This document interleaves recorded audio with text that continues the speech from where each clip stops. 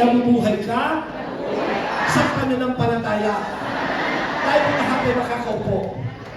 Ano na naikwento ko po sa inyo, gusto ko lang ituloy, na ako po ay isang anak ng isang bishop, isang pastor. No? Ito po ang aming family. This is my dad. This is the last picture na kinuha po bago po siya mamatay. Siguro mga ilang linggo na lamang po ay kinuha na siya ni Lord. Ito po yung huling picture namin pamilya. Joke lang lang. Nagdrama no? So, lima po kami magkakapatid. For the grace of God, lima po kami magkakapatid at lahat po kami ay pastor. Wow! Maging mga nakamasama po namin, lahat po yung mga naging pastor at pastora.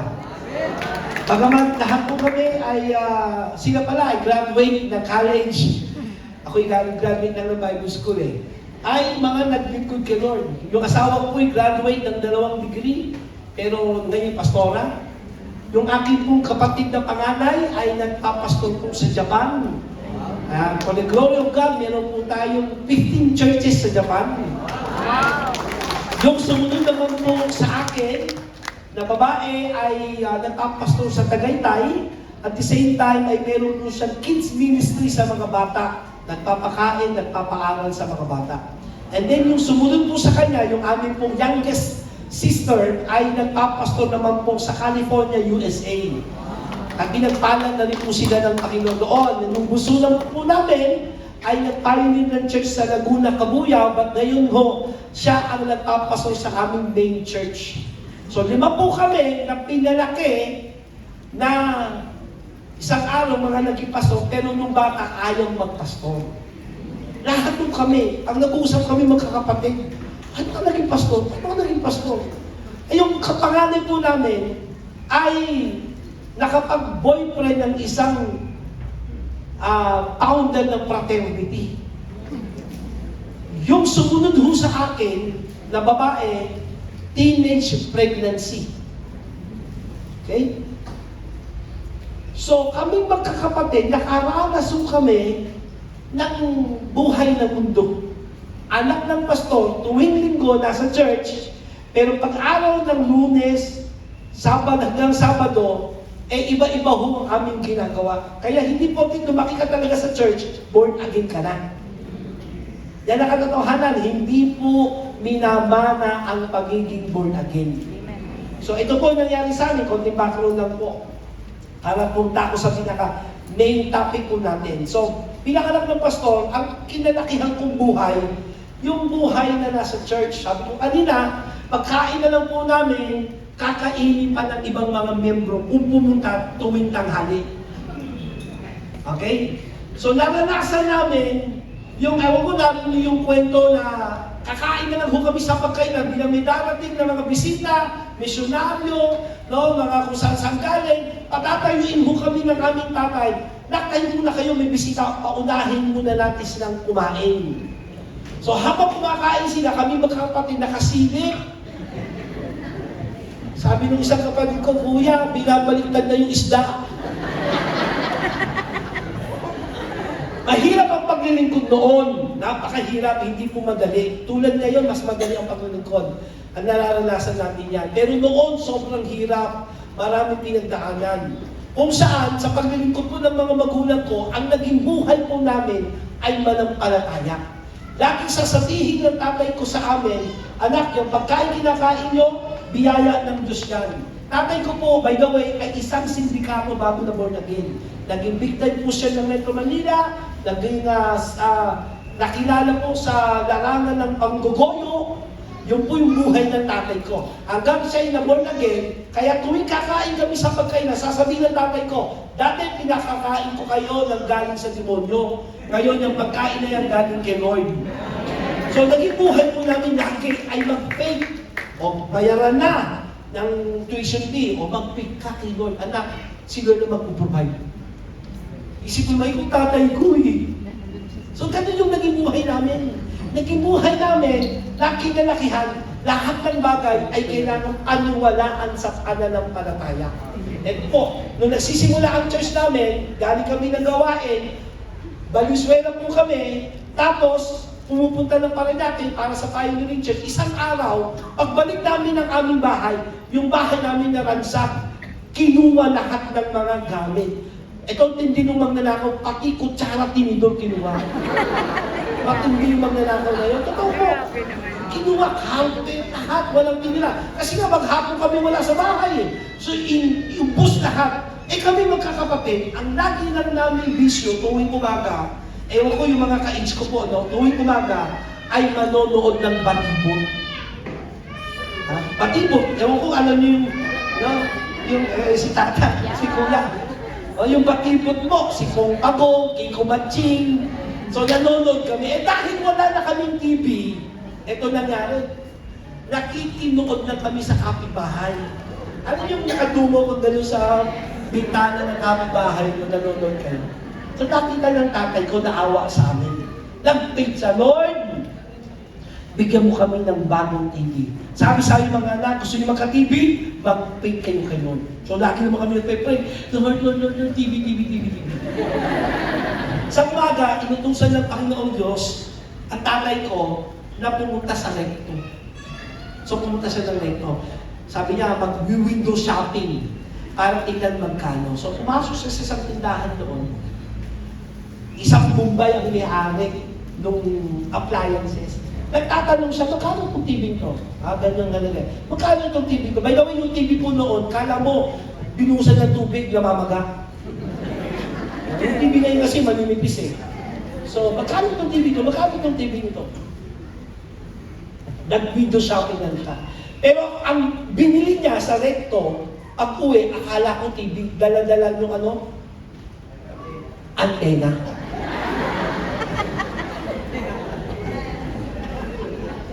Sabi namin, may antena, walang TV. Sabi pa nung tatay ko, kami ng TV na yan, ayaw ka lang yung antena. Kaya hindi kami bahay ko sa nakaturo.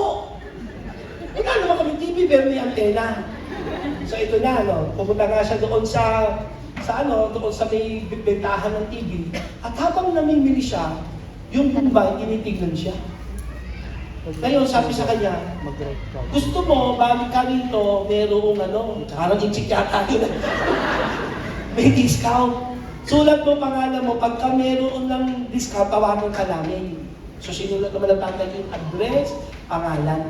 Eto ngayon ang ibala ng Diyos. Kinabukasan, dumating itong Bombay sa bahay namin. Galing recto, pumunta ng Paranaque. Nag-park yung truck, nilalabas ng Bombay yung TV. Sabi ng tatay ko, nasilip sa bintana, hindi naman ako bibili, bakit nandiyan yan? Sabi sa amin, pag hinanap ako, wala ako dito. Hindi tayo bibili, wala pa tayong pera. Tumakbo yung tatay ko sa taas. Tumarang dito Bombay, kumatok, ikita namin yung TV, biusan namin yung pintuan, pinasok sa loob. Sabi ng Bombay, meron na ba ng antena? Kinamit. Bumaba yung tatay ko, sabi ng tatay ko, Sir, bakit ko kayo nagdala ng TV? Hindi mo ako bibili. Bakit ko? Nag-window shopping pa lang, tatanong pa lang po ako. Sabi ng Bombay ganito, kagabi, di ba nung umaga, punta ka ba, Punta ka ng inchik yata, punta ka store. Gabi, nanaginip ako, sabi niya. At sa panaginip ko, narinig ko may tinig. Bigyan ko ng TV yung maitim na laking pumunta. Kasi pag di ko daw bigyan, mamamatay ako. Kinausap ko misis ko. Sabi niya, nagising siya. Misis, nanaginip ako. Sabi may natinig, may pumunta yung lalaki kanina. Bigyan ng TV, kung hindi bibigyan, mamamatay ako. Ano gagawin ko? Sabi nung asawa ko, bigyan kita kasi mamamatay ako. Kaya itong TV ko, bigay ko sa'yo. Amen. Bawat thing is this. Ano na una, TV o antena? May mga bagay na kailangan mo hakbangan dahil nananampalataya ka sa kaya mo ng Diyos. Ang tabi ko natin ngayon is out of logic but in the faith. Sabay-sabay na natin sabihin, out of logic but in the faith. Anong ibig sabihin yan? Wala sa lohika, wala sa understanding ng isip mo, wala sa pag-unawa mo, pero nasa pananampalataya. Amen?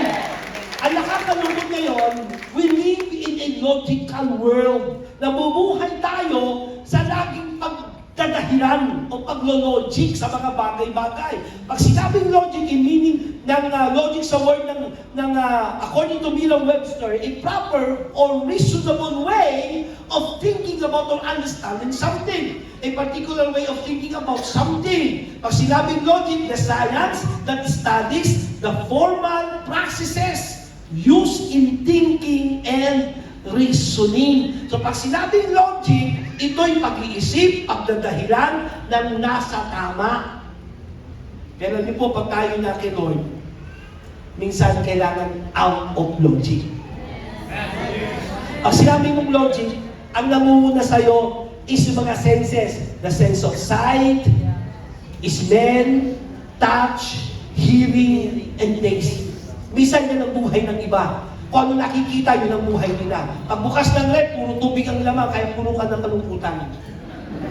Pag sa mo pa ng rep, nandun nakasabit lahat ng mga nakamagnet na makabayarin mo.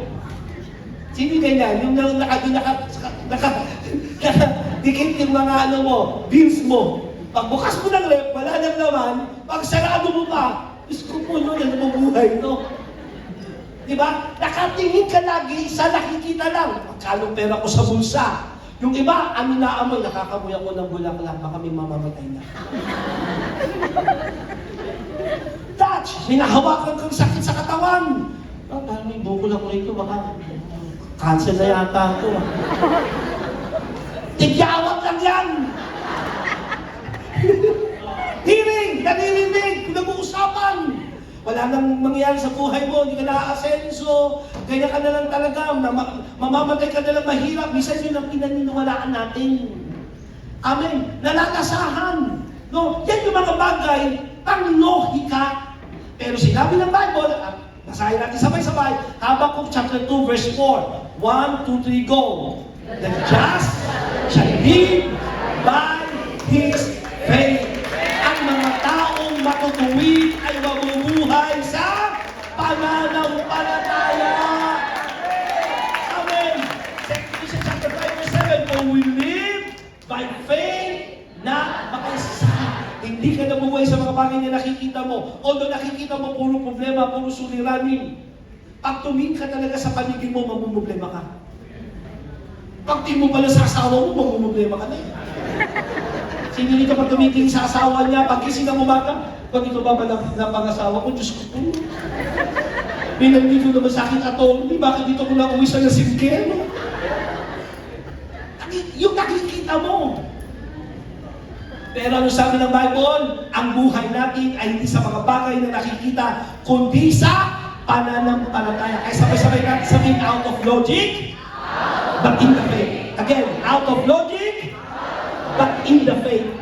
We live in a world that operates by logic, reason, and human understanding. But we as children of God are called to operate. Ang tawag dapat sa atin ng ating buhay ay nag-ooperate in a higher realm, the realm of faith. Ngayong oras nito, pag-uusapan natin at ang aking dalangin, walang isa man sa inyo ngayon na hindi marunong mag-operate sa faith.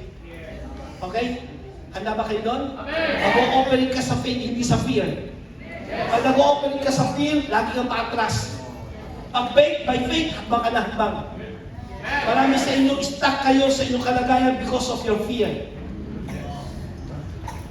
Pero sabi ng Bible, kailangan mag-move tayo, mag-operate tayo by faith. Hindi mo man naiintindihan ng lohika mo, pero dahil meron kang pananampalataya sa sinabi ng Diyos, ahakbang ka.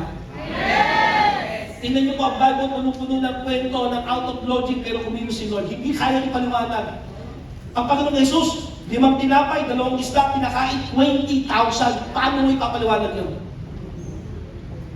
Tama? Ano ipapaliwanag? 5 tinapay, 2 isda. Kiapong nila mo, kulang pa yun eh. Lalo, di pa kayo kumakain ngayon. Tapos 20,000. Paano may papaliwanag? Sige nga. Ang Bible is full of story. ng out of logic.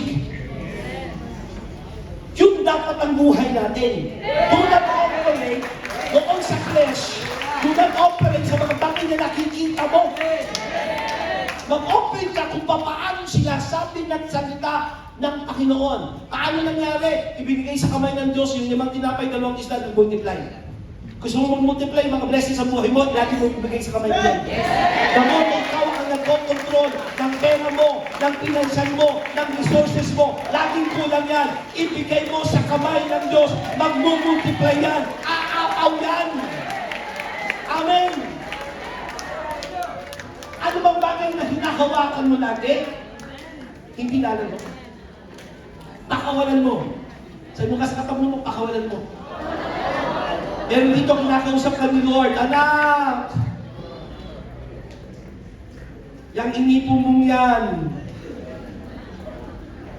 yung tithes yan, ibigay mo kay Lord. Pero ayaw mo pakawalan. Nasa iyo lang, Lord, sayang kasi ito. Pang-down payment na rin ito ng sasakyan. Saka nagmumove sa fear. Nagmumove ka sa logic. Ang Bible tuloy ko'y punong-puno ng kwento ng out of logic but in the faith. Ang Panginoong Jesus, lumakad sa tubig. Paano naman papaliwanag mo? Sige nga, paano ka lalakad ng tubig? Kahit anong pa yung gawin mo, hindi mangyayari yun. Pero nangyari sa kwento ng ating Panginoong Jesus. Pero hindi lang siya ang lumakad. Sino ba yung lumakad? Si Pedro. Bakit? Nung sabi niya, natakot sila. Sige yan, baka to. Hindi, sabi ng Panginoong Jesus, ako ito. Kung ikaw nga yan, Panginoong Jesus, sabi ni Pedro, sino nakabasa na nun? Kami sa kanila, basa-basa rin ang Bible. Okay, sabi ng Panginoong Jesus, ako nga ito. Kung ikaw nga yan, sabi ni Pedro, pupunta ako sa iyo. Lalakad din ako sa tubig. Anong ginawa ng Panginoong Jesus? Come, because there is a word. Kaya wag ka nga hapang na walang word, na walang direction, na walang revelation. Eh sabi ng Panginoong Jesus, come. Nung humakbang si Pedro, palabas ng bangka, ano nangyari? Sumayaw na siya sa tubig. Amen? Naranasan niya yung bagay na hindi kayang ipaliwanag ng lohika. Pero, anong sumunod na kwento? Nang napatingin sa hangin, napatingin sa alon, ano nangyari? Unti-unting lumubog. The more na nakatingin ka sa mga bagay na nangyari sa iyong paligid, kakainin ka niyan. Hello? Amen? Kaya, humingi siya ng tulong sa Panginoon Jesus. Panginoon! Nilapitan siya. Iniahon siya. Ano? Muli siyang muling lumakad. At ang sabi ng Bible, sabay silang bumalik sa bangka. Alam niyo ba kung anong pinag-uusapan ng Panginoong Jesus at ni Pedro pabalik ng bangka? Gusto niyo malaman? Diba? Iniahon. Dinaglakad sila. Nag-uusap sila eh. Alam niyo anong pinag-uusapan?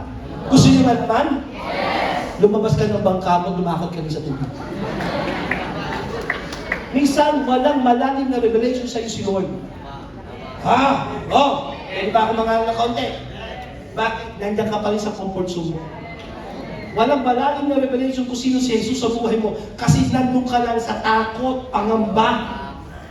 Pero the moment you out of your comfort zone and you hear the message of God, you obey, tumaranasan yung mas malalim na revelation kung sino si Jesus sa buhay mo.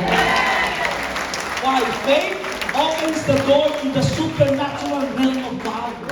Amen. Ang pananampalataya ang nagbubukas ng supernatural na pagkilos ng Diyos. Listen to me, hindi kayo lahat sa akin. Maaari narinig niyo ito, pero uulitin ko at pagdidiinan ko sa inyong mga buhay. Ang Diyos ay hindi nakatingin kung sino ka. God is no respecter of who you are. Anong background mo, anong yaman mo, anong background mo, anong titulo mo, hindi yan nirespeto ni Lord. Ang nirespeto ni Lord, ikaw ba'y nananampalataya sa Kanya? Amen? Ang nirespeto ni Lord, ikaw ba ay nananampalataya sa Kanya? According to your faith, it shall be done unto you. Pero wala kang pananampalataya sa Kanya, wala siyang gagawin sa iyo, hindi siya makakakilos. Amen. Ano ba ang faith? So what is faith? Hebrews chapter 1, 11 verse 1. Balikan lang natin ito. Ano kung marami na sa inyong alam ito? Hebrews 11 verse 1. Now faith, sabi na natin sabay-sabay, now faith Hindi bukas ha. Now, faith. So ang faith dapat yun na mismo.